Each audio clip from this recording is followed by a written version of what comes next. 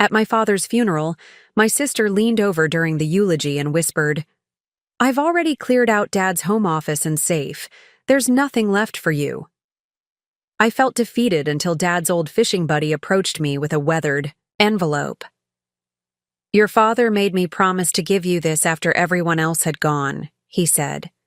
When my sister saw what was inside, her designer sunglasses couldn't hide the shock on her face. "Before we jump back in, tell us where you're tuning in from, and if this story touches you, make sure you're subscribed, because tomorrow, I've saved something extra special for you." The funeral home smelled of lilies and artificial air freshener, an uncomfortable combination that matched the awkward silence between mourners who hadn't seen each other in years. My father, Richard Hanover, deserved better than this sterile room with its generic paintings and hushed conversations. He had been larger than life, a self-made businessman who built a commercial construction company from nothing, a man whose laugh could fill a room, whose advice was sought by everyone from local politicians to neighborhood kids.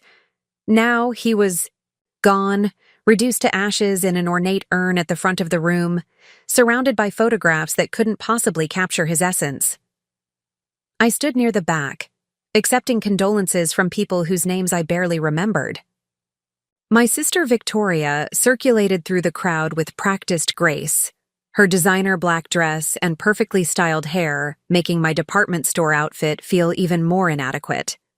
She had always been better at appearances. "Thomas, there you are."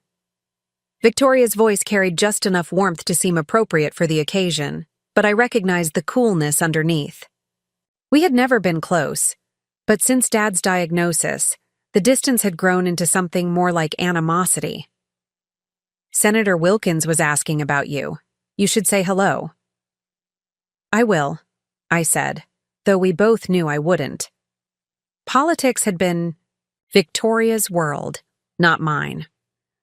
I had chosen to stay in our hometown, working alongside Dad in the family business while Victoria had moved to the state capital, married well, and built connections with people who could afford to donate to campaigns and sit on charity boards. The service was brief.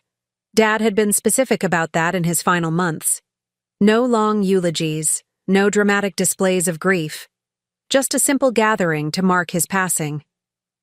Victoria spoke anyway, delivering a polished speech about our father's community contributions and business acumen that somehow managed to reference her own accomplishments and connections throughout. I said nothing publicly. My grief felt too raw, too personal to perform for this audience. After the service, as people began to disperse toward their cars for the short drive to the cemetery, Victoria pulled me aside, her manicured fingers digging slightly into my arm. "We need to discuss the estate," she said, her voice low. "I've already spoken with Harrison." Harrison Fleming had been Dad's attorney for decades. "There's really not much to handle. Dad's health bills took most of what was left." I frowned. "Dad's company is worth millions, Victoria, and the house was remortgaged to pay for his treatments," she finished, adjusting her sunglasses. "As for the company, Dad sold his controlling interest 3 years ago. Didn't he tell you?" The question landed like a slap. Of course Dad hadn't told me. I would have known if he had sold the company where I worked as operations manager. I had been in budget meetings just last month, reviewing expansion plans with Dad's approval. "You're lying," I said, the words escaping before I could soften them. Victoria's smile tightened. "Check the records if you don't believe me. The remaining shares and assets are being distributed according to Dad's wishes." She leaned closer, her perfume momentarily overwhelming the floral scents around us. "I've already cleared out Dad's home office and safe. There's nothing left for you." She walked away, joining a group of Dad's business associates who waited by a black SUV, leaving me stunned and confused. It didn't make sense. Dad and I had spoken about the future of Hanover construction just weeks ago, discussing plans for me to eventually take over leadership. He had given no indication that he'd sold his stake or changed his long-standing intention to pass the company to me. The graveside service passed in a blur, I stood apart from Victoria and her husband, Charles, watching as they received condolences with practiced poise. Several of Dad's employees nodded respectfully in my direction, their expressions conveying both sympathy and uncertainty. They had questions I couldn't answer. As the crowd thinned, I found myself standing alone by the fresh grave. The cemetery. Workers waited at a discreet distance, ready to complete their work once the family departed. I wasn't ready to leave. "Thought I might find you still here," a gruff voice said behind me. I turned to see Frank Carpenter, my father's oldest friend. They had served in the military together decades ago and had remained close ever since. Frank was the kind of man who seemed perpetually weathered. Tanned skin, calloused hands, eyes that had seen too much but still managed to retain warmth. "Frank," I acknowledged, accepting his firm handshake. "Thank you for coming." "Wouldn't be anywhere else," he said simply. "Your dad was the best man I ever knew." We stood in companionable silence for a moment, both looking down at the urn that contained all that remained physically of Richard Hanover. "Victoria says Dad sold the company," I finally said. "Says there's nothing left." Frank's expression darkened. "Did she now?" "Is it true?" I asked, searching his face for answers. Frank glanced around, ensuring we were truly alone. "Your sister's been saying a lot of things since Rich got sick, showing up at his house with documents, having private meetings with attorneys." He shook his head slightly. "Your dad wasn't happy about it." "What do you mean?" Frank sighed heavily. "Not my place to get between family. But Rich asked me to give you something. Made me promise to wait until after the funeral, after everyone else had gone." He reached into his worn sport coat and pulled out a sealed envelope. It looked ordinary, just a standard business envelope, yellowed slightly with age, with my name written in my father's distinctive handwriting. "What is this?" I asked, taking it carefully. "Don't know exactly," Frank admitted. "He sealed it about 6 months ago, right after his diagnosis got serious. Said if anything happened to him before he could talk to you himself, I was to make sure you got this privately." He squeezed my shoulder. "Whatever's going on with Victoria and the company, your dad thought this would help sort it out." Before I could ask more questions, Victoria's voice called from the parking area. "Thomas, we're heading to the house. Now, people will be expecting us." Her tone made it clear this wasn't a suggestion. Frank nodded toward the envelope. "Read it when you're alone," he advised quietly. Rich was worried about who might be watching. I slipped the envelope into my jacket pocket, thanked Frank, and made my way toward the small procession of cars heading to my father's house. The house I had grown up in. The house Victoria now implied had been mortgaged away without my knowledge. The reception was as uncomfortable as the funeral. Our father's home, once warm and lived in, had already been partially cleared out. Family photographs were missing from the walls, his collection of military memorabilia gone from the shelves in the den. Victoria presided over the gathering like she owned the place, which, according to her, she effectively did. I circulated on autopilot, the envelope in my pocket seeming to grow heavier with each passing minute. Several times I noticed Victoria watching me with barely disguised suspicion. Once her husband Charles cornered me by the food table, making pointed comments about how difficult these transitions could be and how important it was to respect the deceased's wishes without causing family discord. The message was clear. Don't make trouble. By late afternoon, my patience had worn thin. I slipped out to the backyard, seeking a moment of peace in the garden my father had tended so carefully. Even here, signs of neglect were evident. Wilting plants that hadn't been watered, weeds beginning to encroach on the once immaculate beds. Dad had only been gone 3 weeks, but Victoria's disinterest in preserving his personal passions was already apparent. I sat on the stone bench beneath the old oak tree and finally withdrew the envelope from my pocket. My hands trembled slightly as I broke the seal. Inside was a single sheet of paper and a small key with a numbered tag attached. The note was brief, written in my father's increasingly shaky handwriting. Thomas, if you're reading this, then things have happened as I feared they might. Victoria has been pressuring me to sign over assets, claiming it's for estate planning. I've stalled as long as I could. The key opens safe deposit box 247 at First National downtown. Go alone. The contents will explain everything and provide what you need. Trust no one except Frank and Eleanor Jenkins at the bank. Whatever Victoria has told you, know this. You were always meant to carry on the Hanover legacy. I'm sorry I couldn't protect you from this. Dad, I read the note 3 times, my confusion giving way to a cold anger. Whatever game Victoria was playing, Dad had anticipated it, and he had prepared a countermove. The key felt small, but significant in my palm.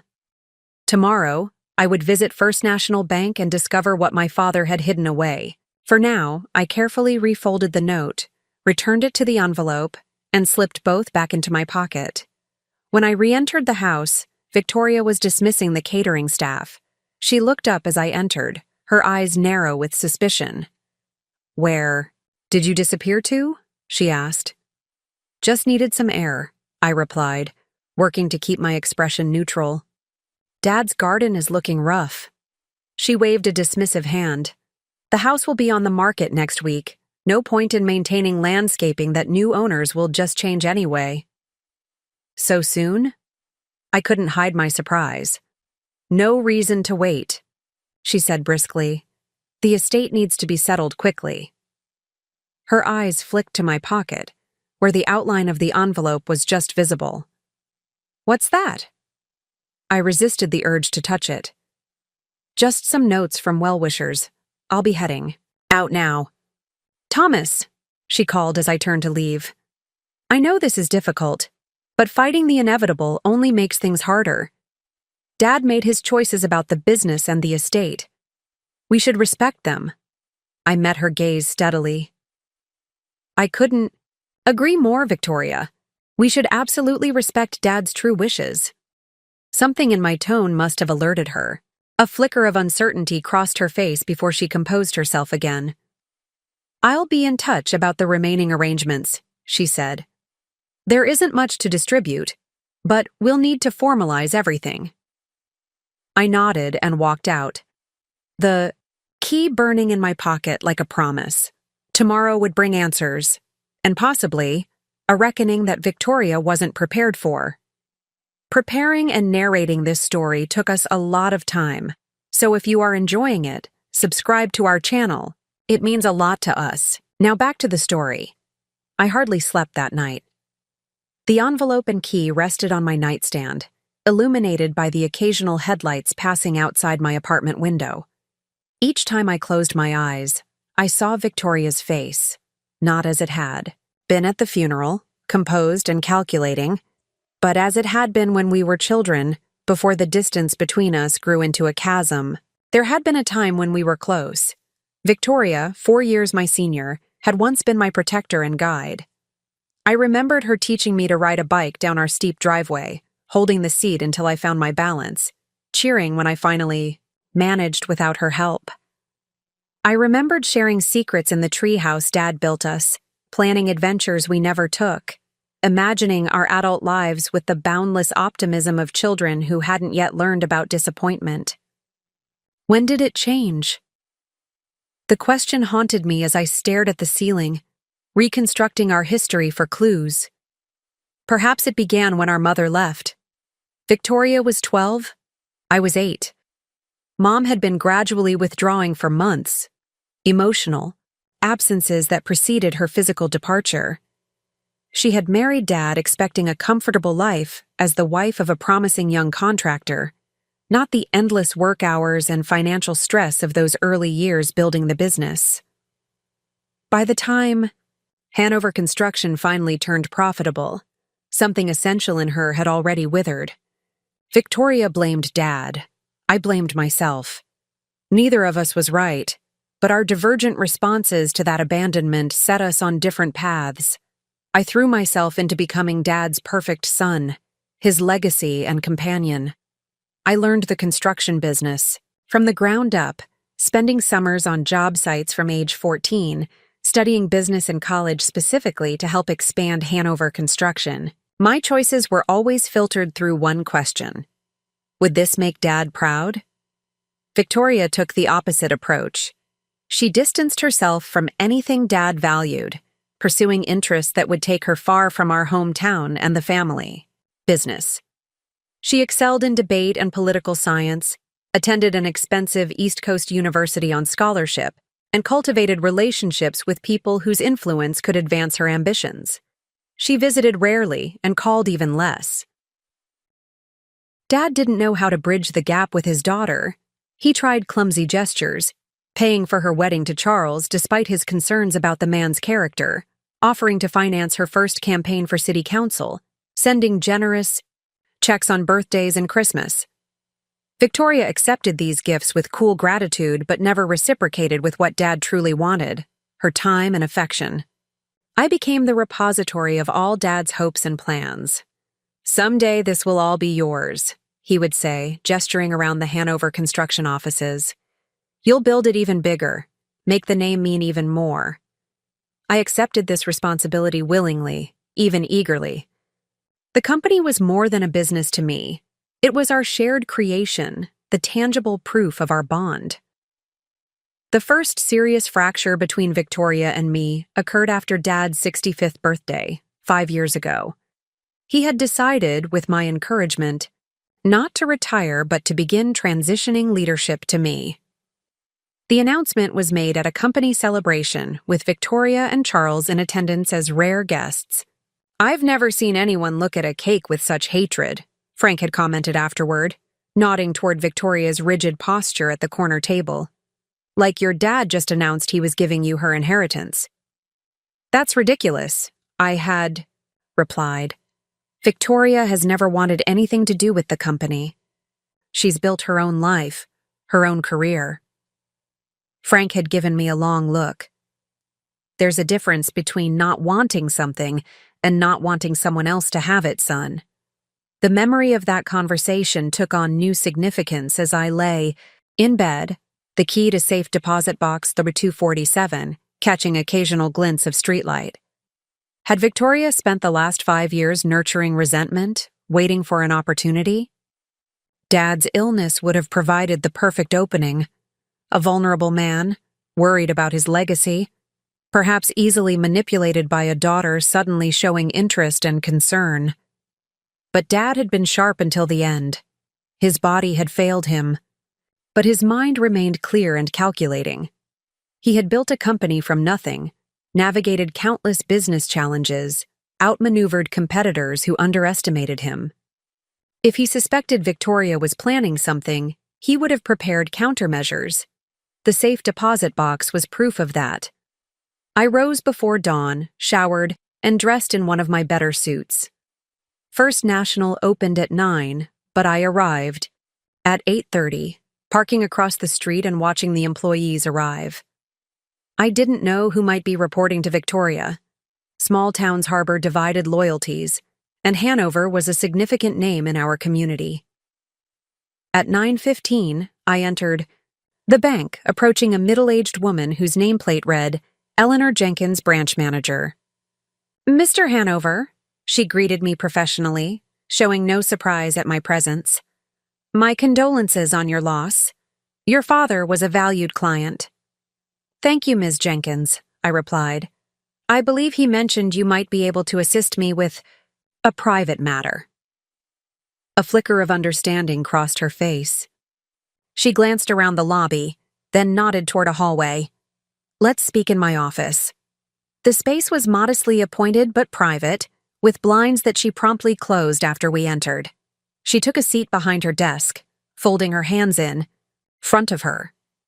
"Your father indicated you might be visiting," she said without preamble. "He was concerned about confidentiality." I withdrew the key from my pocket and placed it on her desk. "Safe deposit box, 247. She nodded once. "I'll take you to the vault myself. I should mention that your sister visited 3 days ago, requesting access to your father's accounts and safe deposit box. My heart jumped. Did she gain access? To the accounts where she was already a signatory, yes. To the safe deposit box. A small professional smile touched her lips. We explained that we had no record of a box under Richard Hanover's name accessible to Victoria Hanover Reed. But box Thumbergear 247 exists, I confirmed. Indeed it does, under a different registration. Arrangement. She stood and gestured for me to follow. The late Mr. Hanover was quite methodical in his planning. The vault area was empty of other customers, for which I was grateful. Eleanor used her credentials to access the room, then directed me to a private booth after locating box W247 with her master key and my key together. Take as much time as you need, she said, closing the door behind her. The metal box was larger than I expected, about the size of a small suitcase. My hands trembled slightly as I opened it, unsure of what I would find. On top was a sealed envelope, with "Read First" written in Dad's handwriting. Beneath it lay several folders, a portable hard drive, and what looked like legal documents secured with binder clips. I opened the envelope first. Thomas, if you're reading this, then my concerns were justified. I'm so sorry to burden you with this mess, but you're the only one I can trust to handle it properly. 6 months ago, Victoria began visiting regularly, for the first time in years. At first, I was simply happy to have my daughter back in my life. When she started bringing documents for me to sign, estate planning, she called it, I became suspicious. The paperwork was complex, designed to confuse, and presented when I was often medicated for pain. I pretended to comply while having my own attorney secretly review copies. What I discovered was alarming. Victoria and Charles are in serious financial trouble. His investment firm has been mismanaging client funds, and there are whispers of potential criminal charges. They're desperate for liquid assets to cover their losses. The documents I was pressured to sign would have 1. Transferred controlling interest in Hanover Construction to Victoria. 2. Remortgaged my home with me as sole guarantor. 3. Changed my will to leave all remaining assets to Victoria, with you. Receiving only a token inheritance, I signed versions that appeared identical but contained crucial differences. Documents prepared by my own attorney that Victoria was too hurried or careless to properly review. These counterfeits bought me time. In this box, you'll find my actual will and testament, full documentation of my continued ownership of Hanover Construction, records of Victoria's attempts to defraud me, including recorded conversations, legal in our state with one party, consent, a letter to Harrison Fleming instructing him on how to proceed, a private letter to Victoria that I ask you to deliver personally after the legal matters are settled. This will be difficult, son. Family divisions are the most painful kind, but Hanover Construction represents the livelihoods of over 60 employees and their families. It cannot be sacrificed to cover Charles's misdeeds or Victoria's ambitions. I built this company for you because you loved it as I did. Protect it, lead it with integrity, and if possible, find a way to save your sister from herself. With pride and love, Dad. I read the letter twice, a storm of emotions building within me. Relief that Dad had seen through Victoria's scheme, anger at her betrayal, sorrow for how far she had fallen, and anxiety about the confrontation that inevitably lay ahead.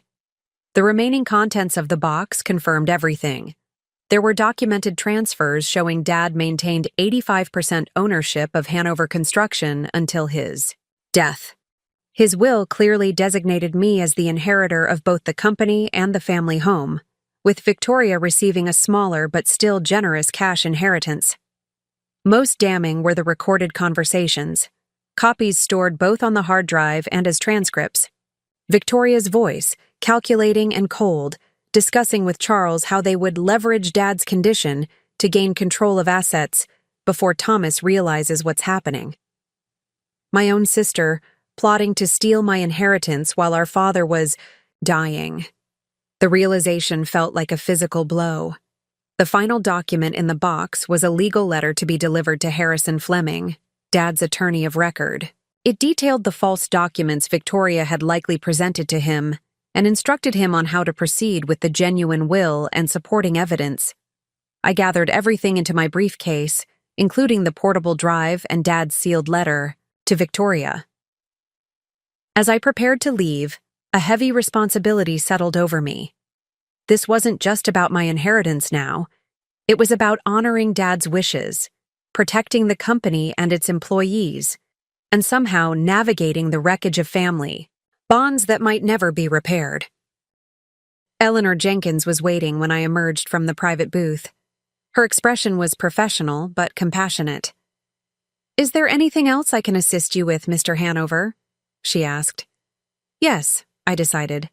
"I'd like to speak with your security team about the surveillance footage from my sister's visit 3 days ago, and I'll need certified documentation confirming when this box was registered and who has had access." She nodded. "Of course. Your father was quite clear about the protocols to follow." As I completed the necessary arrangements, my phone buzzed with a text message from Victoria. "Meeting with Harrison at 2 p.m. to finalize estate matters. Your presence requested but not required." The timing couldn't have been more perfect. In 4 hours, Victoria's carefully constructed facade would crumble, and I would be there to witness it, armed with the truth my father had protected until the very end. The law offices of Fleming and Associates occupied the entire 3rd floor of the town's oldest commercial building, a red brick landmark that Hanover Construction had actually renovated 5 years earlier. I remembered Dad's pride in preserving the historical facade while modernizing the interior infrastructure, a perfect metaphor, he'd said, for how businesses should evolve, honoring their foundations while adapting to changing times. Now, as I rode the elevator up with the evidence secured in my briefcase, those words seemed prophetic in a different way. I was about to honor Dad's true legacy by exposing the deception that threatened to undermine everything he had built. I arrived 30 minutes early for the meeting, a deliberate choice that gave me time to speak privately with Harrison Fleming. His assistant seemed surprised to see me but ushered me directly into his office when I mentioned having important documents regarding Richard Hanover's estate. Harrison rose from behind his imposing mahogany desk, extending his hand. He was in his mid-60s, with the carefully cultivated appearance of distinguished legal counsel. Silver hair, tailored suit, tortoiseshell glasses that he peered over rather than through. "Thomas, my deepest condolences," he began, his handshake firm. "This must be an incredibly difficult time." "Thank you, Harrison," I replied, taking the offered seat across from him. "It's been challenging in ways I never anticipated." Something in my tone must have alerted him. His expression shifted subtly from professional sympathy to cautious assessment. "I understand Victoria has scheduled a meeting to discuss the estate," I continued. "Before that happens, there's something you need to see." I extracted the legal letter Dad had prepared specifically for Harrison, along with the documentation, proving Dad's continued ownership of Hanover Construction. As Harrison reviewed the materials, his professional composure gradually gave way to deep concern. When he reached the transcripts of Victoria's recorded conversations, his eyebrows rose so high they nearly disappeared into his hairline. "This is?" he began, then shook his head, removing his glasses to pinch the bridge of his nose. "Thomas, I had no idea. Victoria presented documents with your father's signature, documents that painted a very different picture of his wishes." "The signatures were likely genuine," I explained. "But according to Dad's letter, the documents were substitutes, similar in appearance but critically different in content." Harrison nodded grimly. "A sophisticated approach. Your father was always several moves ahead." He tapped the papers, thoughtfully. "These recordings are particularly troubling. They suggest not just family discord, but potentially criminal activity." "I don't want to press charges," I said quickly, surprising myself with the certainty of it. Dad wanted the company protected and his true wishes honored, but he also wanted to give Victoria a chance to— I hesitated, remembering Dad's final request to save your sister from herself.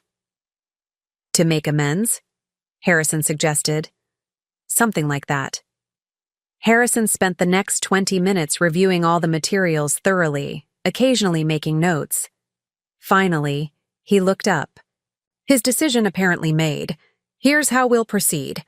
When Victoria arrives, I'll begin by addressing the documents she previously submitted. Then I'll introduce the actual will and supporting evidence. He adjusted his glasses. I suggest you allow me to take the lead. These situations can become volatile. I nodded agreement, both dreading and anticipating the confrontation to come. We spent the remaining time preparing, Harrison occasionally expressing muted outrage at how elaborately Victoria had attempted to manipulate the situation. At precisely 2:00 p.m., Harrison's assistant announced Victoria's arrival. My sister entered, with the confident stride of someone who believed victory was already secured. She wore a tailored gray business suit that probably cost more than most Hanover construction employees made in a month. Her dark hair pulled back in a severe style that emphasized her sharp features. Her momentary surprise at seeing me quickly transformed into cool composure. Thomas, I didn't expect you to make it. She set her designer handbag on a chair before taking a seat, crossing her legs elegantly. I was just telling Charles this morning how difficult it must be for you, processing Dad's decisions about the company. Harrison cleared his throat. Before we begin, Mrs. Hanover Reed, I want to clarify something. You provided me with several documents regarding your father's estate planning and business arrangements. Is that correct? Victoria nodded, a slight smile playing at her lips. Yes, documents that Dad signed in my presence over the past several months. I have the originals, if you need to review them again.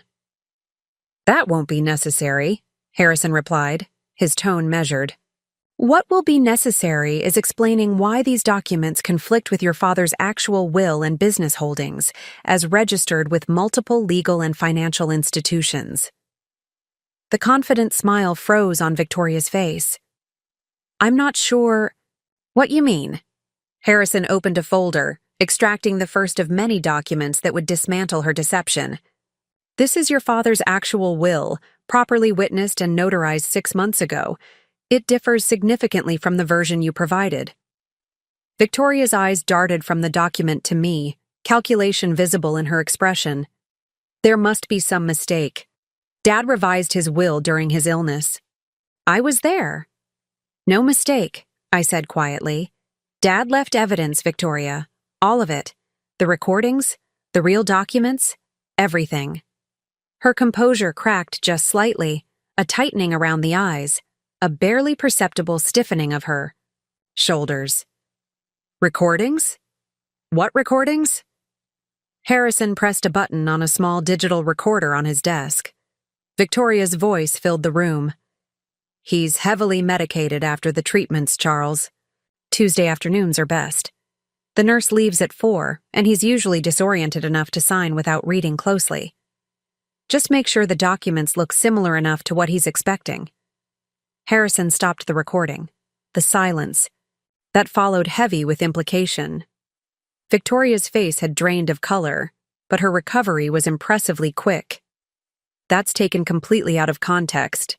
I was protecting Dad from making impulsive decisions while he was ill, including the decision to retain ownership of his company rather than transferring it to you? I asked, unable to keep the edge from my voice. Or the decision to leave his house unencumbered by debt rather than remortgaged to provide you with immediate cash. Victoria's eyes narrowed. You have no idea of the pressures Dad was under, the concerns he had about the company's future under your management.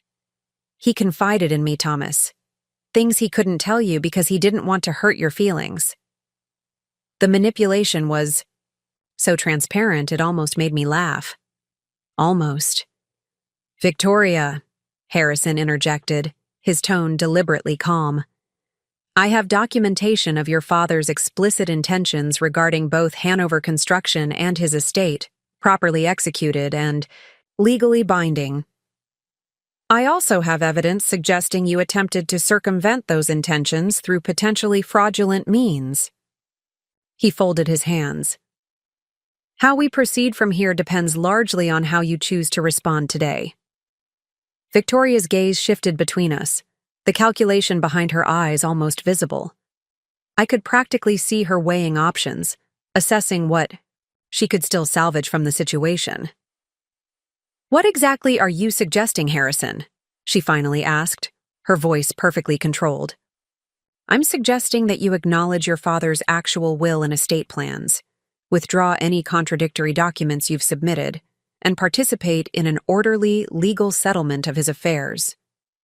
He paused meaningfully. "The alternative would involve unpleasant legal proceedings that would benefit no one." Victoria turned to me, her expression hardening. "So this is your play? Threaten me with legal action unless I quietly accept whatever scraps Dad decided to leave me?" "Dad didn't leave you scraps," I replied, opening another folder from my briefcase. "He left you a substantial cash inheritance and his investment portfolio. The house and company come to me because I've dedicated my life to them. But your inheritance is generous by any standard." I slid the summary across the table. All he wanted was for everything he built to continue, not to be liquidated to solve temporary financial problems. Victoria's eyes widened slightly as she reviewed the figures. Even in his anger and disappointment, Dad had provided for her with characteristic generosity. "And what about Charles's situation?" she asked quietly, the first genuine question she'd posed. "These funds won't cover what he needs." So it was true. Charles was in financial or legal trouble, serious enough that they had been willing to destroy family bonds and betray Dad's trust to address it. "That's not Dad's responsibility to solve," I said firmly. "Or mine." Victoria's shoulders slumped almost imperceptibly, the first crack in her perfect posture. "You don't understand what we're facing, Thomas." "Actually, I do," I countered. Dad's letter explained everything. Charles's firm is under investigation. There are whispers of criminal charges. You needed liquid assets quickly, and Dad's illness seemed like an opportunity. She flinched at the accuracy of my summary, then rallied, her chin lifting defiantly. "It's more complicated than that. Charles was protecting investors. The regulations are impossible." Harrison cleared his throat. "Mrs. Hanover Reed, I strongly advise against continuing that line of explanation, particularly in my presence. As an officer of the court, there are statements I cannot ethically ignore."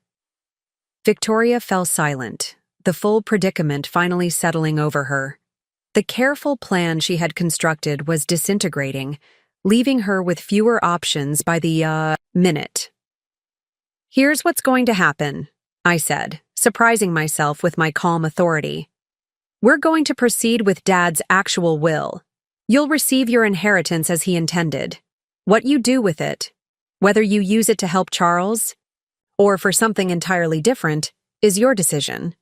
But the company stays intact, the employees keep their jobs, and Dad's home remains as he left it until I decide otherwise." I reached into my briefcase one final time, extracting the sealed letter Dad had left for Victoria. "Dad asked me to give you this after everything was settled. I think now is the right time." Victoria stared at the envelope, her expression unreadable. For a moment, I glimpsed the sister I had once known. Vulnerable, uncertain, human beneath the calculating exterior. She took the letter with uncharacteristic gentleness, slipping it into her bag without opening it. "Is there anything else required of me today?" she asked Harrison, her voice controlled but subdued. "Just your signature acknowledging the authentic will and withdrawing any contrary documents," he replied, sliding the necessary paperwork toward her. Victoria signed without further argument, her usual flourish absent from the signature. As she gathered her things to leave, she paused, not quite meeting my eyes. "He was always going to choose you," she said quietly. "From the beginning, it was always you." Before I could respond, she was gone, the door closing behind her with a soft click that somehow held more finality than any dramatic slam could have. Harrison exhaled slowly. That went better than I anticipated. Did it? I wasn't sure what I had expected. Tears, shouting, threats. But Victoria's quiet resignation felt somehow worse. A confirmation that the gulf between us had grown too wide to bridge. "Much better," Harrison confirmed. "She's realistic. Enough to recognize an unwinnable position." He began organizing the documents, his movements efficient. "The formal proceedings will take time, but with these materials, everything should be straightforward. Hanover Construction remains yours, as your father intended." I nodded, the victory feeling hollow despite its completeness. I had protected Dad's legacy, ensured the company's continuation, and secured my own future, but at the cost of whatever fragile family connection might have remained with Victoria. As I left Harrison's office, the weight of responsibility settled, more firmly on my shoulders. Dad had entrusted me with not just a business, but a purpose, to lead with the same integrity and vision that had built Hanover Construction from nothing. And perhaps, somehow, to eventually find a way to heal the family fracture that had grown so deep. The company was safe. The truth had prevailed. But the hardest part of Dad's legacy, finding a way to save Victoria from herself, remained unfulfilled. That challenge, I suspected, would prove more difficult than running any business. The following morning dawned with clarity I hadn't experienced since before Dad's diagnosis. For the first time in months, I woke without the weight of uncertainty pressing down on me. The company was secure. Dad's true wishes would be honored. The employees who depended on Hanover Construction for their livelihoods could continue without disruption. Yet, as I prepared for my first day back at work since the funeral, I couldn't shake the image of Victoria's face as she left Harrison's office. The defeated posture, the careful composure masking what I now recognized as desperation. What had Dad written in that final letter to her? Would it heal anything, or merely deepen the wounds between us? These questions followed me as I drove to the Hanover Construction headquarters, a modest 2-story building Dad had purchased and renovated 15 years ago when the company outgrew its original location. The familiar sign out front, Hanover Construction, building tomorrow with yesterday's values, brought an unexpected tightness to my throat. Dad had insisted on that tagline, rejecting more modern alternatives from the marketing consultant. "People want to know what you stand for," he'd explained. "Our values are our foundation. Everything else is just decoration." The office fell silent when I walked in, conversations pausing mid-sentence as employees looked up from their desks. Melissa Chen, our office manager for the past decade, approached with a sympathetic smile. "Welcome back, Thomas," she said warmly. "We weren't sure when to expect you." "Thank you, Melissa. It's good to be back." I glanced around at the watching faces, some curious, others concerned. "Is everyone available for a quick meeting in the conference room? There are some things we should discuss." 20 minutes. Later, I stood at the head of the conference table where Dad had presided over countless meetings. All department heads and key personnel were present, their expressions ranging from apprehension to cautious optimism. "First, I want to thank everyone for keeping things running smoothly during Dad's illness and after his passing," I began. "Your dedication hasn't gone unnoticed." Appreciative nods circulated around the table, but the underlying tension remained. These people had mortgages, families, responsibilities. They needed certainty about their futures. "I know there have been rumors about the company's status and ownership," I continued. "I want to address those directly. Despite what some of you may have heard, Hanover Construction remains intact and operational. Dad maintained majority ownership, Until his death and under the terms of his will, that ownership has transferred to me. The relief in the room was palpable, a collective exhale that seemed to release weeks of accumulated anxiety. "So nothing's changing?" asked Robert Delgado, our project manager for commercial developments. "The Westridge Plaza project is still green-lighted?" "The project continues as planned," I confirmed. "In fact, all current projects and contracts remain in place. The transition will be one of leadership, not direction or values." More questions followed. Practical concerns about ongoing operations, scheduled bids, supplier relationships. I answered each one directly, gradually watching the worry lines ease from their faces. By the meeting's end, the atmosphere had transformed from anxious uncertainty to cautious optimism. As the team dispersed back to their responsibilities, Frank Carpenter appeared in the doorway. Unlike at the funeral, he was dressed in his usual work clothes, faded jeans, flannel shirt, the weathered leather tool belt he'd worn for as long as I could remember. "Got a minute?" he asked, nodding toward Dad's, now my, office. Inside, I took the chair behind the desk, somewhat hesitantly. It still felt like Dad's space, from the vintage construction blueprints framed on the walls to the collection of project photos documenting Hanover's growth over 3 decades. Frank settled into the visitor's chair, studying me with the same direct gaze that had always made me feel transparent. "So you found what Rich left for you," he said. It wasn't a question. I did. "How much did you know?" Frank shifted slightly. Enough to deliver the message, not enough to interfere.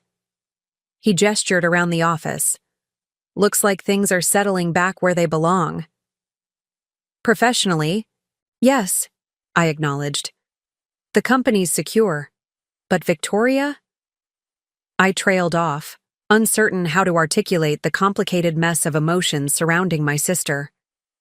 "Complicated situation," Frank observed. "Your dad worried about her for years. You know, said she had so much of him in her, the drive, the ambition, but without the counterbalance." "Counterbalance?" "Your grandfather," Frank explained. "Rich's dad was a principled man, hard worker who believed success meant nothing if you compromised your integrity to get it. He died before you were born, but his influence on your father was profound." He leaned forward, elbows on knees. "Victoria never had that influence. By the time she was forming her values, your mother was gone, and Rich was building the business. He provided financially but wasn't always present in the ways that mattered most." The observation wasn't new, but hearing it from Frank, who had known our family longer than anyone, gave it additional weight. "That doesn't excuse what she tried to do," I said, an edge creeping into my voice. "No, it doesn't," Frank agreed readily. "But understanding the why of something doesn't mean excusing it. It just gives you somewhere to start if you want to. Fix it." "I'm not sure it can be fixed," I admitted. "Or if Victoria even wants to try." Frank shrugged. "Maybe not. But Rich thought it was worth the attempt. That's why he left her that letter." "You know what it says?" I asked, surprised. "Not specifically, but I know your dad. He wouldn't have left things unsaid or unresolved if he could help it." Frank stood, adjusting his tool belt. "Anyway, I'm heading over to the Westridge site to check on the foundation work. Just wanted to stop by and see how you were settling in." After he left, I sat in Dad's chair, absorbing the familiar scents and sounds of the office. Coffee brewing in the break room, the hum of the HVAC system, Melissa's voice answering phones at the front desk. This had always been my second home, but now it carried a different weight. These weren't just spaces where I worked. They were my responsibility, my legacy to protect and grow. I was reaching for the stack of project reports waiting for review when my cell phone rang. The screen displayed a number I didn't recognize. "Thomas Hanover," I answered, expecting a client or supplier. "Mr. Hanover, this is Nurse Shelby from Memorial Hospital." A professional female voice came through the line. "I'm calling about your sister, Victoria Reed." My grip tightened on the phone. "What about her?" "She asked me to contact you. She's been admitted following what appears to be an anxiety attack. She's stable now, but quite adamant about speaking with you." The request was so unexpected that for a moment I couldn't formulate a response. Victoria, who had always handled every crisis with cool detachment, having an anxiety attack severe enough for hospitalization. And asking for me, of all people. "Mr. Hanover, are you there?" "Yes. Sorry," I replied quickly. "Which floor is she on? I'll come right away." 20 minutes later, I stood outside room 412 of Memorial Hospital's West Wing, gathering my composure. Before entering. What would I say to the sister who had tried to steal my inheritance, who had manipulated our dying father, who now, inexplicably, had asked for me in a moment of vulnerability? I knocked softly and entered without waiting for a response. The private room was dimly lit. The afternoon sun filtered through partially closed blinds. Victoria lay in the hospital bed, an IV in one arm, her normally perfect appearance disheveled. She looked smaller somehow, diminished by the institutional setting and the absence of her usual armor of designer clothes and impeccable grooming. She turned toward me, and I was struck by how much she suddenly resembled Dad. The same determined set of the jaw, the same direct gaze. "You came," she said, her voice rougher than usual. "Of course I came." I moved to the visitor's chair beside her bed. "What happened?" Victoria attempted a dismissive gesture that the IV tube constrained. "Panic attack, apparently. Started at home after I—" She paused, then continued more deliberately. "After I read Dad's letter. Couldn't catch my breath. Charles called. An ambulance." The letter, of course. "Where is Charles now?" I asked, noticing his absence. "I sent him home. Told him I needed space." She adjusted her position, wincing slightly.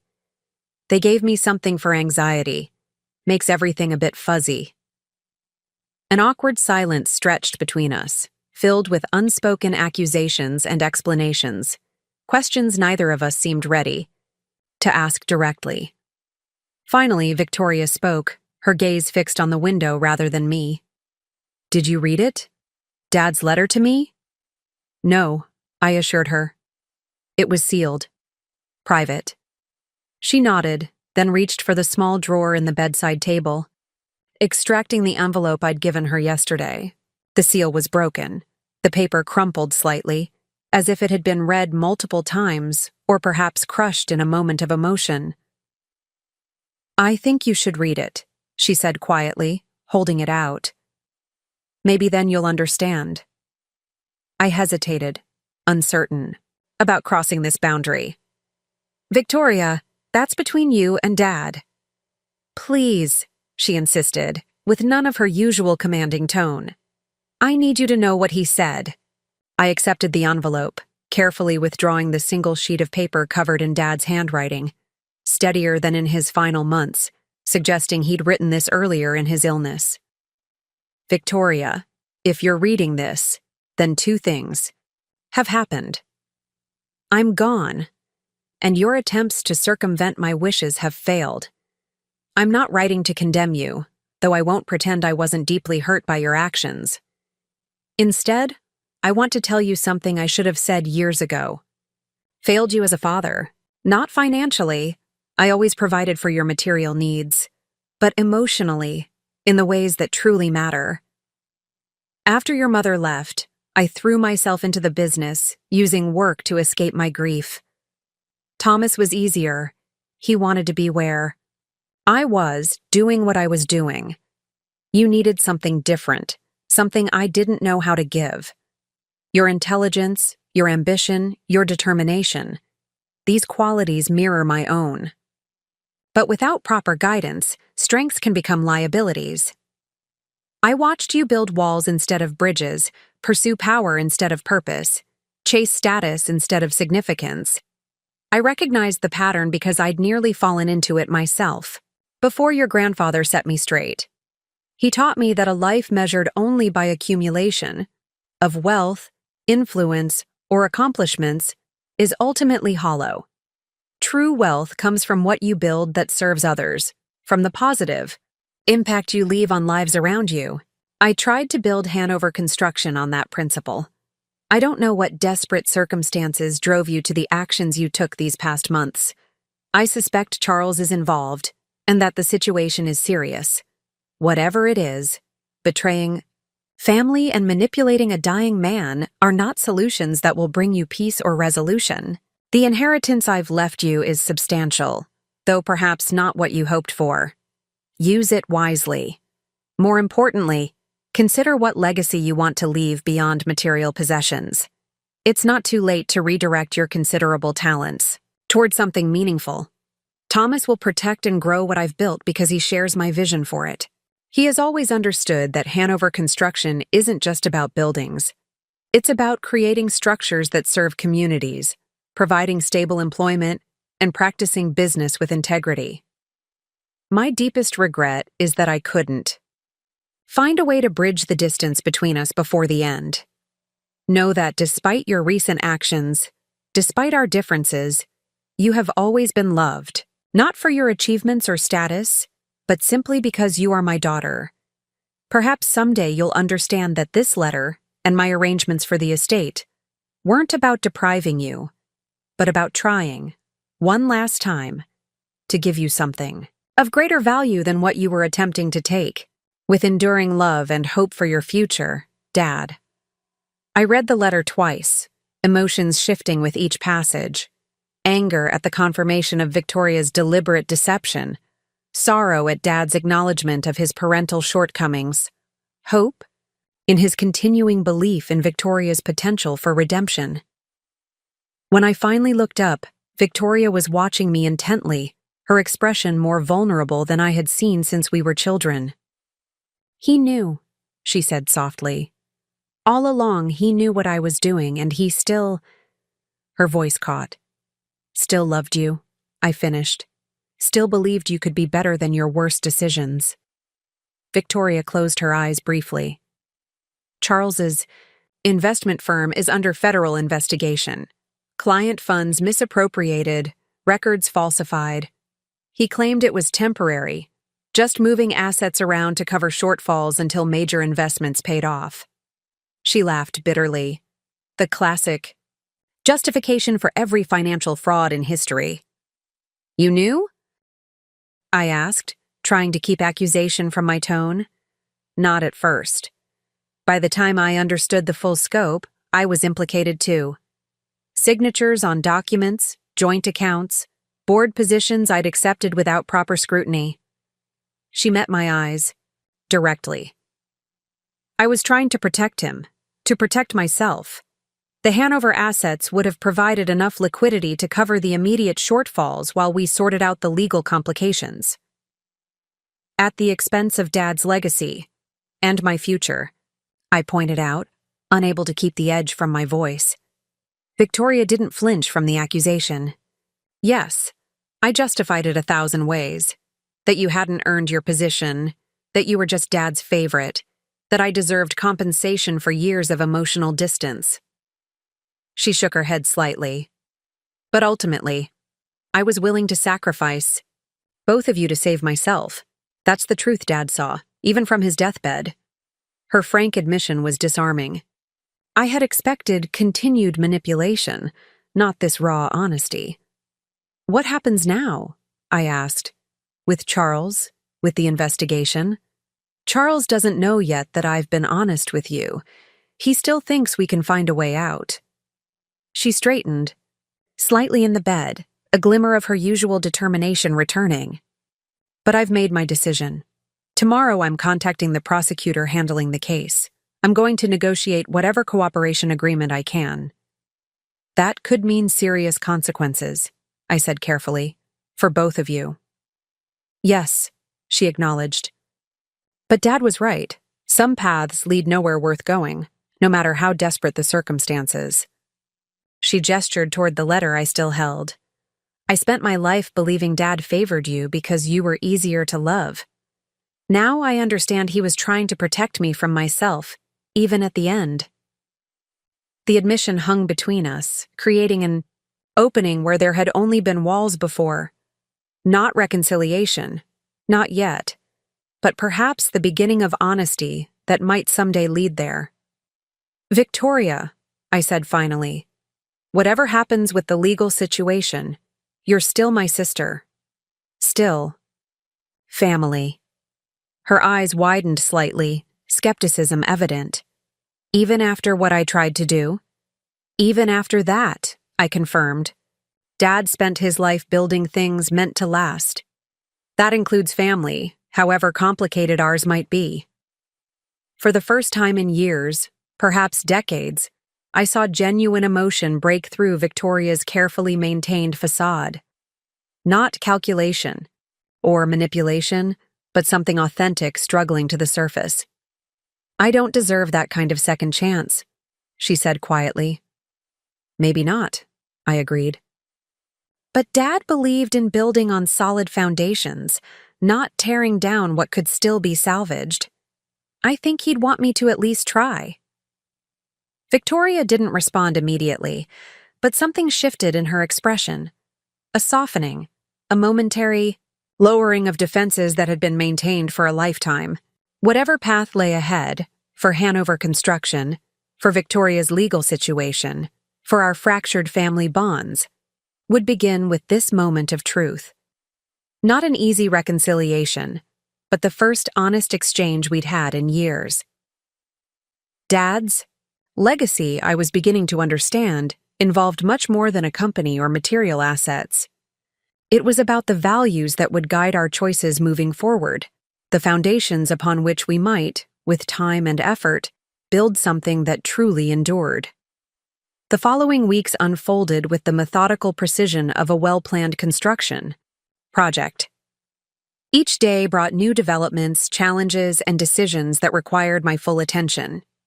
Leading Hanover construction, while navigating the aftermath of Victoria's revelations, tested every skill Dad had taught me over the years. Victoria had been true to her word. The day after our hospital conversation, she contacted federal prosecutors to negotiate a cooperation agreement. Her attorney, not Harrison Fleming, but a specialist in white-collar defense, kept me informed of developments as a professional courtesy. The news was sobering, but not unexpected. Charles faced multiple felony charges for investment fraud and misappropriation of client funds.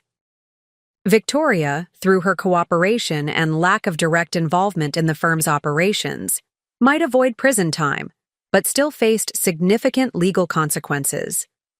The local business community buzzed with rumors.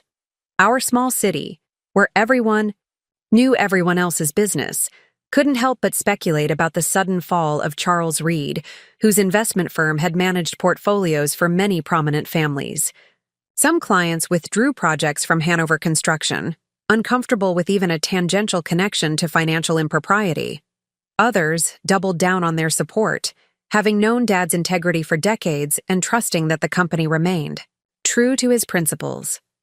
Through it all, I maintained a steady course, focusing on what Dad had always emphasized: quality work, ethical business practices, and taking care of our employees.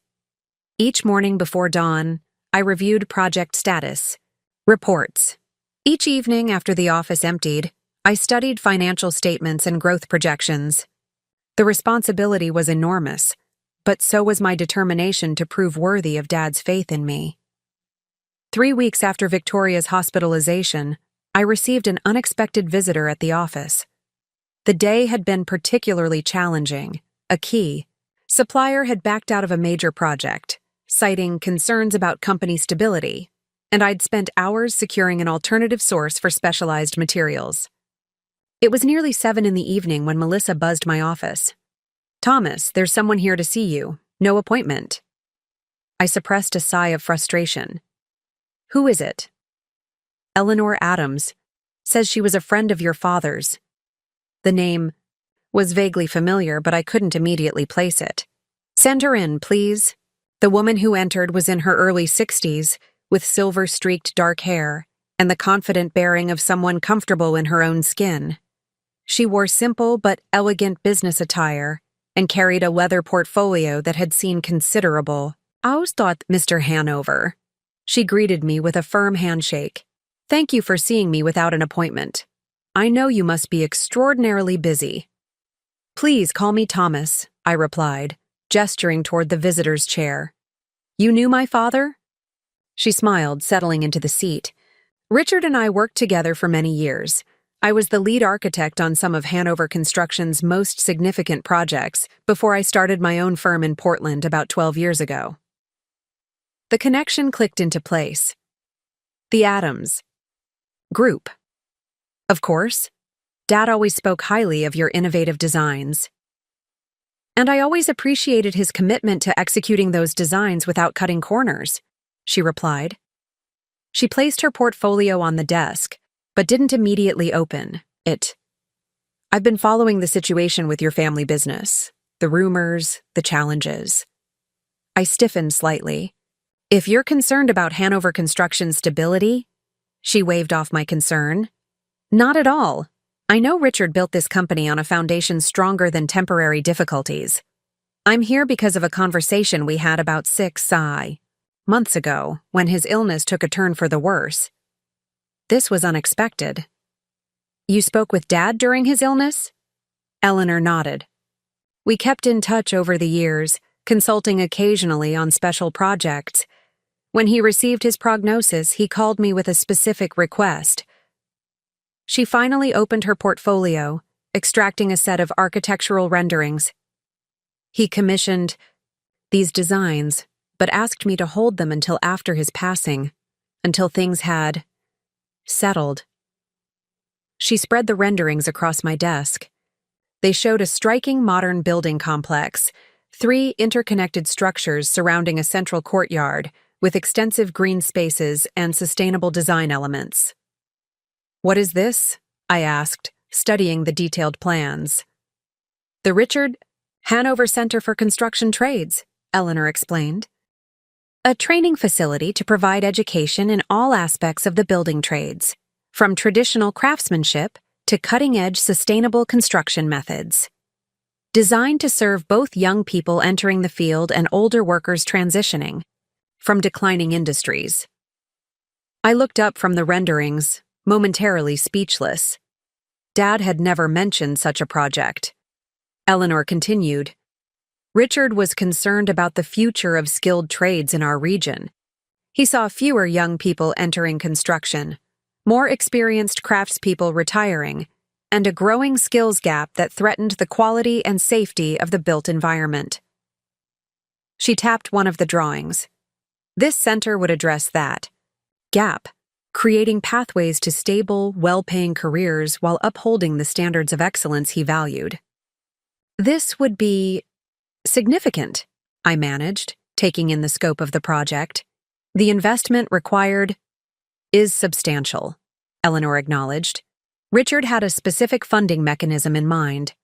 She extracted another document from her portfolio, a financial analysis prepared by a respected local accounting firm. He had been quietly setting aside funds in a separate foundation for years, specifically earmarked for this purpose. The foundation now holds approximately 60% of the required capital. The rest would need to come from community partners, industry supporters, and possibly a matching contribution from Hanover Construction over time. My mind raced, simultaneously processing the practical implications and the emotional weight of this discovery. Even as his health failed, Dad had been planning for the future, not just of our company, but of the entire field he had dedicated his life to. Why didn't he tell me about this? I asked, the question directed as much to myself as to Eleanor. Her expression softened with understanding. He wanted to, many times. But as his condition worsened, family complications took precedence. She didn't need to mention Victoria explicitly. We both understood the reference. He asked me to wait until you had fully assumed leadership and navigated the immediate transition. He didn't want to burden you with another major decision during an already difficult time. I studied the renderings again, noticing details that clearly reflected Dad's values and vision: practical learning spaces, areas dedicated to traditional craftsmanship, innovations in sustainable building technologies. The project wasn't just about construction skills. It was about perpetuating an approach to building that prioritized quality, integrity, and community impact. This would be his legacy, I said softly, beyond the company itself. Eleanor nodded. That's exactly how he described it. A way to pass on not just technical skills, but the philosophy that guided his work. That good construction improves lives, creates community, and should stand the test of time in both structural integrity and purpose. The timing of this revelation felt significant. Just as I was finding my footing at Hanover Construction's helm, just as the immediate crisis with Victoria was being addressed, this new possibility emerged: an opportunity to extend Dad's vision in ways I hadn't anticipated. I'll need time to review everything in detail, I said, gathering the documents carefully, to understand the full scope and implications before making any decisions. Of course, Eleanor agreed, standing to leave. Richard expected nothing less. He always said you had not just his determination, but his thoroughness. The perfect combination for someone entrusted with building something meant to last. After she departed, I remained at my desk long into the evening, reviewing every aspect of the proposed center.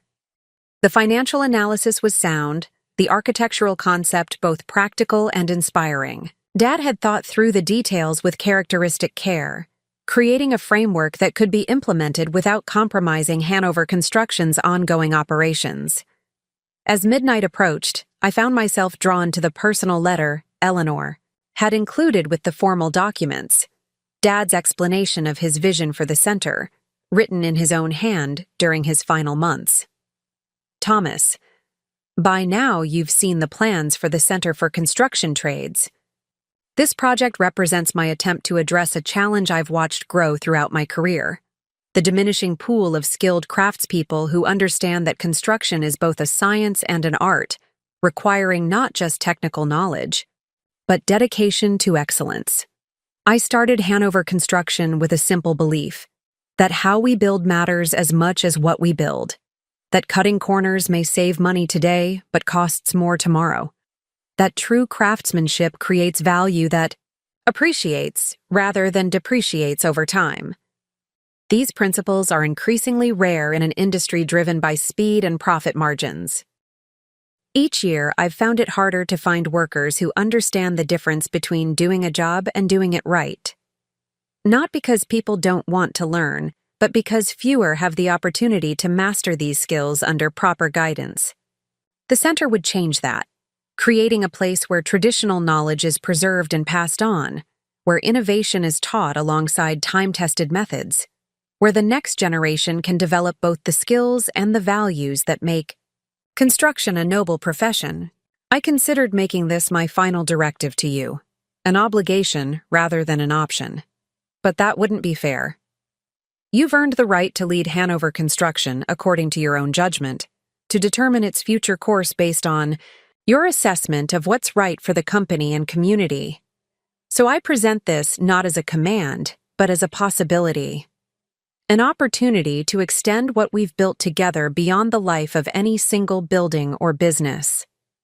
A chance to create something that will continue educating and inspiring long after both of us are gone. Whatever you decide, know that my confidence in you has never wavered. From the moment you picked up your first hammer, I saw in you not just aptitude but understanding, the recognition that we build not just with materials but with principles, not just for clients, but for communities. Not just for today, but for generations to come. With pride and love, Dad reading his words, I felt a renewed connection to Dad. Not just as my father or mentor, but as someone whose vision extended far beyond his own lifetime. He had built Hanover Construction not as a monument to himself, but as a vehicle for values he believed would benefit others long after he was gone. The revelation changed something fundamental in my understanding of leadership. I had been focused on preserving what Dad had created, maintaining the status quo he had established. But his true legacy wasn't static.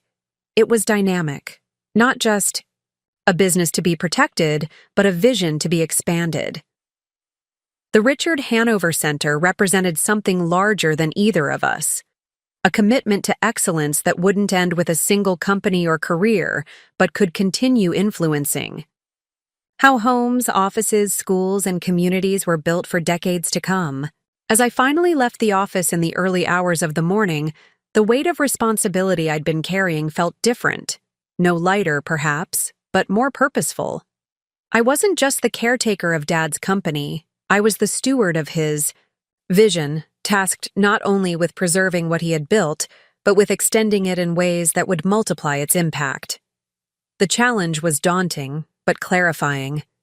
For the first time since Dad's passing, I felt not just obligation, but inspiration, a sense of purpose that transcended the day-to-day operations of running a construction company. Dad's hidden will had secured my legal right to lead Hanover Construction. But his hidden vision, this center that would embody and perpetuate his values, had given me something even more valuable, a clear direction forward that honored the past while building toward the future. This was the true inheritance, not just assets to manage, but a vision to fulfill, not just a company to run, but a legacy to extend, not just a business to maintain, but a purpose to pursue. For the first time since becoming Hanover Construction's leader, I felt fully equal to the role, not because I had all the answers, but because I now understood the deeper question that would guide every decision. How could we build not just structures, but a better future?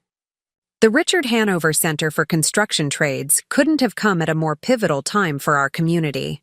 3 major manufacturing plants had announced closures in the past year, leaving hundreds of skilled workers unemployed. The regional economy, long dependent on these industries, faced an uncertain future. Meanwhile, the construction sector struggled with an aging workforce and insufficient new talent entering the field. I spent the next 2 weeks developing a comprehensive implementation plan for the center. Each morning before the office opened, I reviewed architectural plans and financial projections. During lunch breaks, I researched similar training facilities across the country, identifying best practices and potential pitfalls. Evenings were dedicated to drafting partnership proposals and community impact assessments.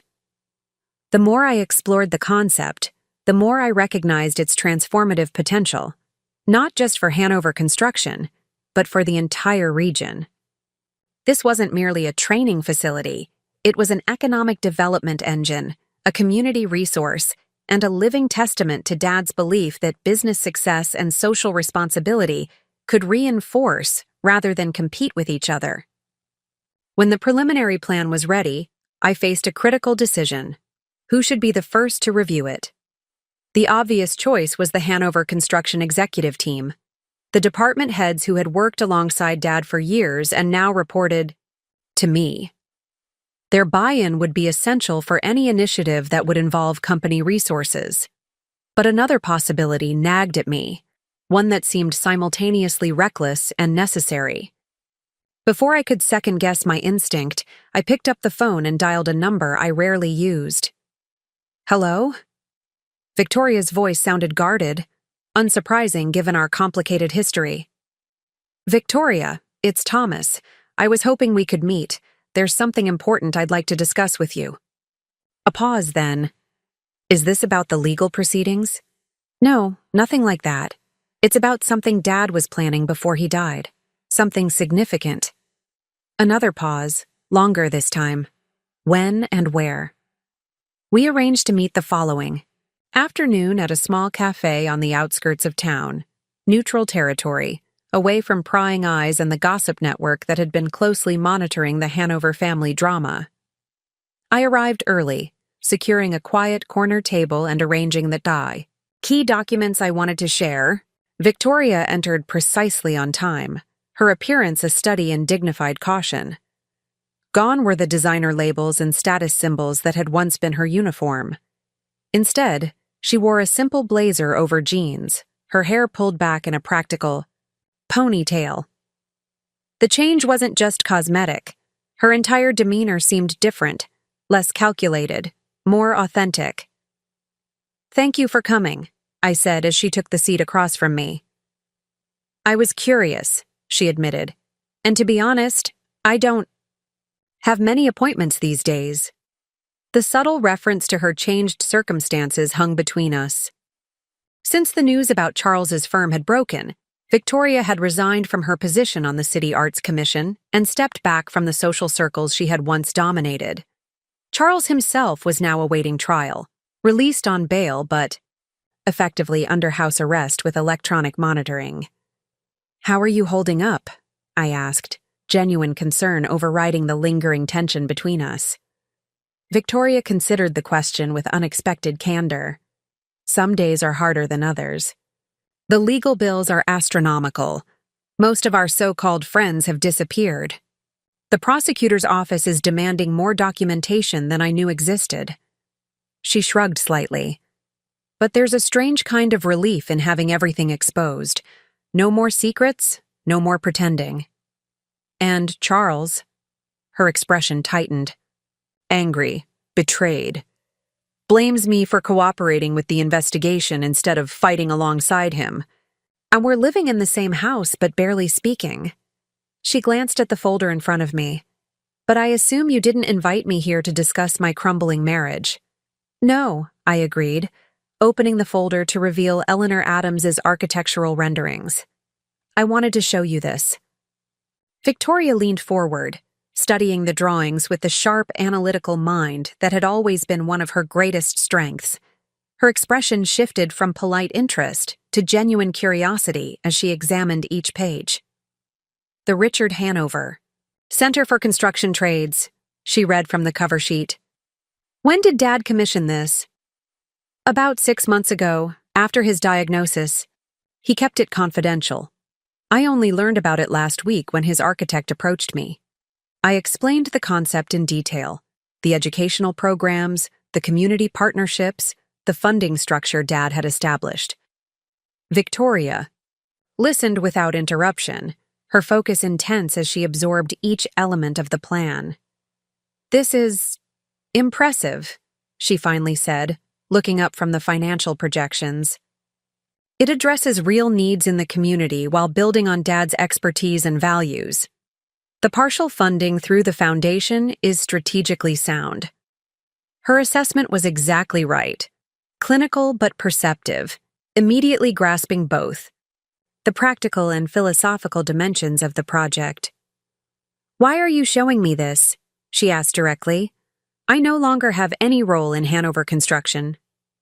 This was the moment I'd been preparing for, the reason I'd followed my instinct: to involve Victoria despite our complicated history. "Because I think you should be part of it," I said simply. Her surprise was evident.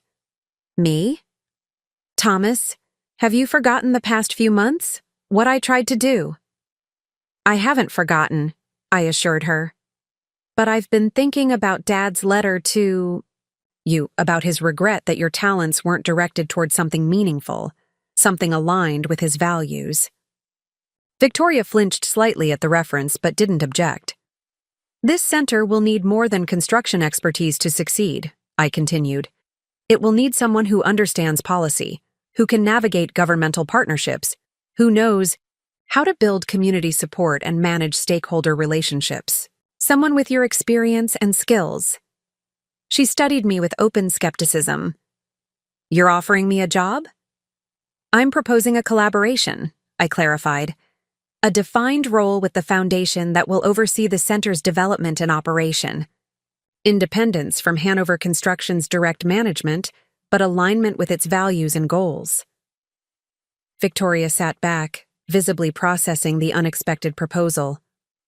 "Why would you trust me with this, after everything that happened?" It was a fair question, one I had asked myself repeatedly while developing this plan.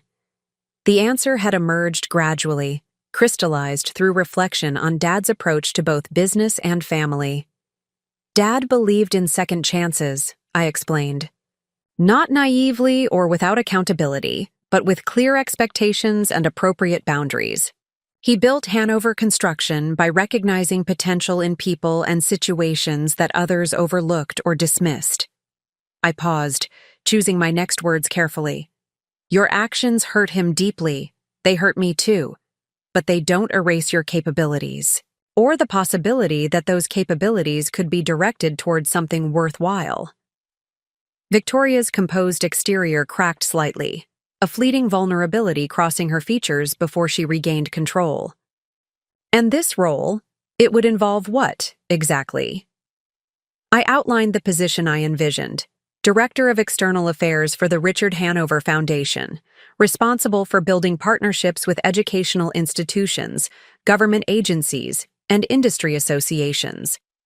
The role would utilize her political acumen and relationship-building skills while keeping her removed from financial management, a necessary boundary given recent events. The salary would be modest compared to what you're accustomed to, I acknowledged, and there would be conditions. Regular reporting to the foundation board, transparent communication, graduated responsibility as trust is established. Victoria listened with growing engagement, occasionally asking incisive questions about governance structure, funding mechanisms, and performance metrics. Her analytical mind was already working on the challenge, seeing possibilities and connections I hadn't considered. You've clearly thought this through, she noted after I finished my explanation. But have you considered how this will look to others? The business community, your employees, the public? Thomas Hanover hires disgraced sister despite attempted inheritance theft isn't exactly a headline that inspires confidence. I have considered it, I confirmed. And yes, there will be skeptics. But Dad never made decisions based primarily on public perception. He evaluated options based on their alignment with his values and their potential for positive impact. I leaned forward, meeting her gaze directly. This isn't about repairing our relationship, Victoria. It's about honoring Dad's belief that talents should be directed toward meaningful work. It's about creating something that serves others rather than just ourselves. If you're not interested, I understand. But if you are, I'm interested, she said quietly, surprising me with her immediacy. More than interested. I'm grateful for the opportunity. She touched the architectural renderings with unexpected gentleness. I've spent months focused on what I nearly destroyed. The chance to build something instead, something that would make Dad proud, is more appealing than I can adequately express. The vulnerability in her voice was so uncharacteristic that I momentarily struggled for response. This wasn't the calculated Victoria I had faced across Harrison Fleming's office, or even the defensive Victoria from the hospital room. This was someone I hadn't seen in decades, the sister who had once shared dreams and plans before life and choices drove us in different directions. There would be challenges, I cautioned, recovering my professional demeanor. Skepticism to overcome, trust to rebuild, complicated dynamics to navigate. I'm well acquainted with challenges, Victoria replied with a hint of her old confidence. And I've recently had ample opportunity to reflect on the difference between using skills to take and using them to contribute.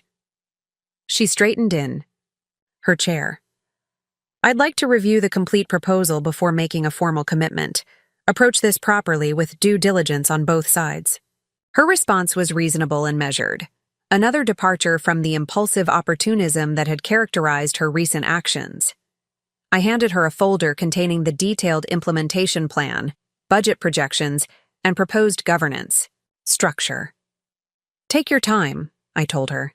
This isn't a decision to rush, but if you decide to proceed, we would begin with a probationary period. Clear expectations, defined deliverables, regular evaluation. Victoria accepted the folder with unexpected humility. That's more than fair, more than I deserve, honestly. As we prepared to leave, Victoria paused, setting her hand briefly on the architectural renderings still spread across the table. He always did think bigger than anyone else, she observed quietly. Everyone saw a construction company. He saw a vehicle for creating something lasting, something that mattered. She met my eyes with rare directness.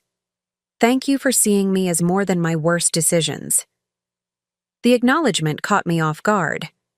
Dad would say that's what real construction is about, building on solid foundation even after structural damage, restoration rather than demolition when the core remains sound.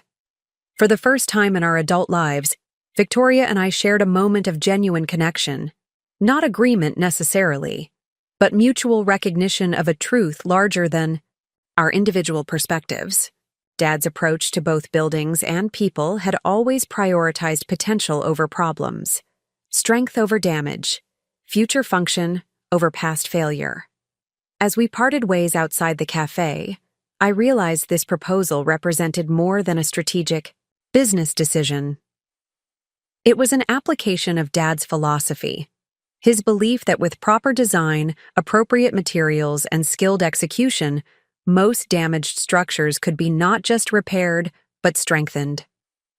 The Richard Hanover Center for Construction Trades would teach technical skills to future builders, but its development might also demonstrate something equally valuable: that broken relationships, like compromised buildings, could sometimes be reconstructed with sufficient vision, appropriate boundaries, and careful, intentional work. Whether Victoria would ultimately prove worthy of this second chance remained to be seen, but offering the opportunity aligned with Dad's deepest values. His conviction that how we build matters as much as what we build, whether we're constructing buildings, businesses, or the more complicated architecture of human relationships. As I drove back to the office, I felt a growing certainty that Dad would have approved of this approach, not because it guaranteed success, but because it embodied the principles of thoughtful construction he had lived by. Begin with a clear vision. Build on solid foundation. Use appropriate materials. Establish proper structural supports. Test thoroughly before completing. Maintain with ongoing attention. The center would be his namesake, but its development might become his most meaningful legacy, a living demonstration that with the right blueprint, even the most damaged structures could be transformed into something strong, functional, and built to last. News travels quickly in small communities, and our town was no exception. Within days of my meeting with Victoria, whispers about the proposed collaboration reached the executive team at Hanover Construction. By the following Monday morning, the tension in the office was palpable. Sideways glances during conversations, hushed discussions that stopped when I approached, an undercurrent of concern that threatened the stability I'd worked so hard to maintain. I'd anticipated some resistance but underestimated its intensity. When Robert Delgado, our senior project manager, requested a private meeting, I knew the situation could no longer be ignored. "Thomas, do you have a moment?" Robert stood in my doorway, his usual confident demeanor replaced by cautious formality. "Of course, Robert. Come in." He closed the door behind him, a clear sign this wasn't a routine discussion about project timelines or material supplies. Robert had been with Hanover Construction for 23 years, rising from apprentice carpenter to managing our largest commercial projects. Dad had trusted him implicitly, often saying Robert's commitment to quality was carved from the same wood as his own. "I'll get straight to the point," Robert began, taking the chair across from my desk. "There's talk about Victoria being involved in the new training center. People are concerned." "I appreciate your directness," I replied, maintaining a calm exterior despite the defensive reaction rising within me. "Yes, I've proposed a specific role for Victoria with the foundation that will oversee the center's development, not with Hanover Construction directly." Robert shifted uncomfortably. "Thomas, with all due respect to your family situation, your sister tried to take control of this company out from under you. She manipulated your father during his illness.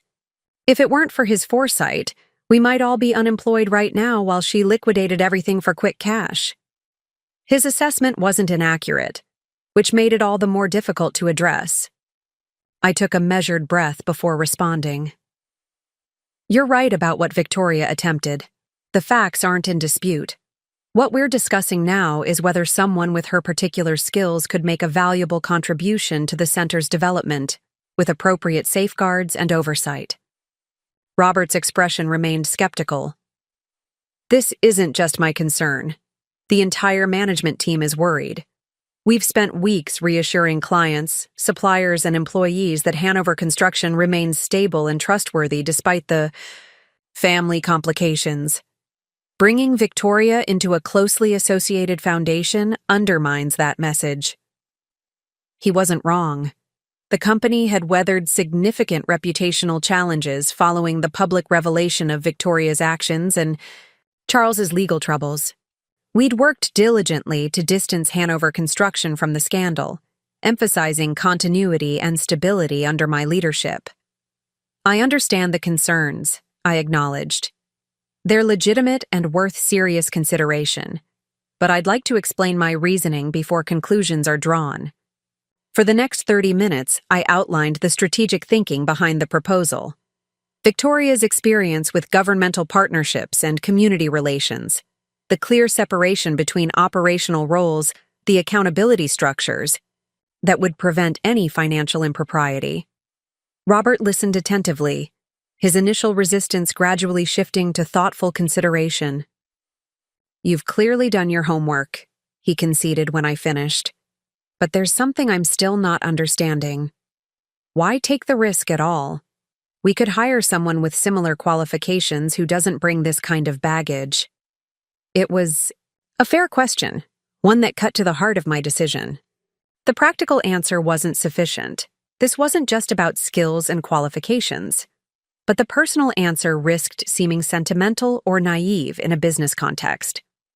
I glanced at the photograph on my desk. Dad and me at the groundbreaking for the Westridge Medical Center, our most ambitious project to date. His expression captured exactly what had made him extraordinary. Pride in achievement, balanced with humility about the work yet to be done.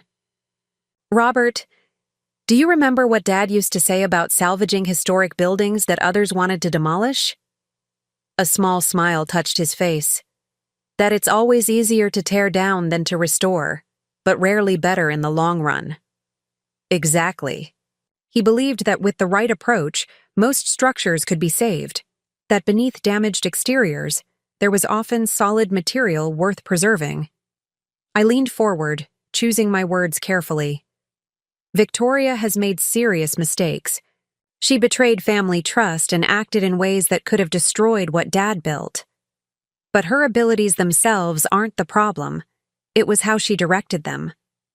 Robert nodded slowly, beginning to understand where I was headed. Dad left her a letter, I continued. In it, he expressed regret that he hadn't helped direct her talents toward something meaningful, something that aligned with his values. This proposal is partly about honoring that wish, giving her an opportunity to redirect her capabilities toward construction rather than destruction. That sounds like your father, Robert admitted. He always saw potential where others saw problems. He considered for a moment. But Richard also wasn't naive about structural integrity. He wouldn't preserve a building that couldn't be safely restored, regardless of its historical value. You're absolutely right, I agreed. And this isn't about blind trust or family sentiment. It's about calculated risk with appropriate safeguards. Victoria would have no access to Hanover Construction finances, no authority over company decisions, and a clearly defined role within a foundation governed by an independent board. Robert didn't immediately respond, weighing my explanation against his understandable concerns. Finally, he sighed. I can't say I'm completely convinced, but I respect that you've thought this through from multiple angles. He stood, signaling the conversation was concluding. The team would appreciate hearing directly from you about this. Transparency would go a long way toward addressing concerns. I'll call a management meeting for tomorrow morning, I promised. Full disclosure, open discussion. After Robert left, I remained at my desk, contemplating the challenge ahead. His reaction was just the beginning. The executive team would have similar reservations, likely more forcefully expressed by some. Beyond them, employees, clients, suppliers, and community partners would all form opinions about this decision, potentially impacting their relationship with Hanover Construction. Was I risking Dad's legacy to satisfy some misplaced sense of family obligation? The question had haunted me since conceptualizing Victoria's potential role. But each time I revisited the decision, I returned to the same conclusion. Offering Victoria this opportunity, with appropriate boundaries and expectations, aligned with Dad's fundamental approach to both business and life. The management meeting. The following morning was exactly as challenging as anticipated. I presented the complete implementation plan for the Richard Hanover Center, including the proposed governance structure and Victoria's potential role. The initial response was skeptical silence, followed by increasingly direct questions. How can we be certain she won't use this position to undermine your leadership? Asked Melissa Chen, our operations director. What happens when clients express concern about her involvement? Questioned James Wilson from Business Development. Isn't this sending mixed messages about accountability? Challenged Elena Rodriguez, our Chief Financial Officer. I addressed each concern directly, neither minimizing their validity nor defensively dismissing them. The discussion was pointed but professional, reflecting the team's genuine investment in Hanover Construction's future rather than personal animosity toward Victoria. As the conversation progressed, an unexpected ally emerged. Frank Carpenter, who rarely attended management meetings despite his senior status, spoke up from the back of the room. I've known the Hanover family for over 30 years, he began, his gravelly voice commanding immediate attention. Worked alongside Rich building this company when it was just the two of us and a used pickup truck. Watched Thomas grow from a kid who couldn't drive a straight nail to the leader sitting before you. He paused, surveying the room. I've also known Victoria since she was born. Watched her pull away from her father's values, chase status instead of substance. What she did these past months was inexcusable, a betrayal of everything Rich stood for. The room remained silent, everyone aware that Frank wasn't finished. But Rich Hanover believed in second chances, not handed out carelessly, but earned through demonstration of changed priorities and acceptance of consequences. Frank's weathered face creased in a slight smile. How many of you got second chances from Rich over the years, made mistakes that would have gotten you fired elsewhere, but instead got redirected? Several heads nodded in reluctant acknowledgement. Thomas isn't proposing we forget what happened or pretend it didn't matter. He's proposing a structured opportunity for Victoria to demonstrate whether she's capable of contributing rather than taking. With safeguards, supervision, and clear expectations. Frank looked directly at me. Sounds exactly like something his father would have designed. The endorsement from Dad's oldest friend and colleague shifted the energy in the room, not to wholehearted support, but to thoughtful consideration rather than reflexive opposition. The discussion that followed focused more on implementation details than on wholesale rejection of the concept. By meeting's end, we had reached a compromise. Victoria's potential involvement would begin with a 6-month consulting contract rather than an immediate directorship. Her performance would be evaluated against specific metrics by a committee including both Foundation board members and Hanover Construction representatives. Any continuation beyond that initial period would depend on demonstrated results and rebuilt trust. It wasn't unconditional acceptance, but it wasn't outright rejection either. It was a measured, professional approach to a complex situation, exactly the kind of balanced decision-making Dad had modeled throughout his career. Up next, you've got 2 more standout stories right on your screen. If this one hit the mark, you won't want to pass these up. Just click and check them out. And don't forget to subscribe and turn on the notification bell so you don't miss any upload from us.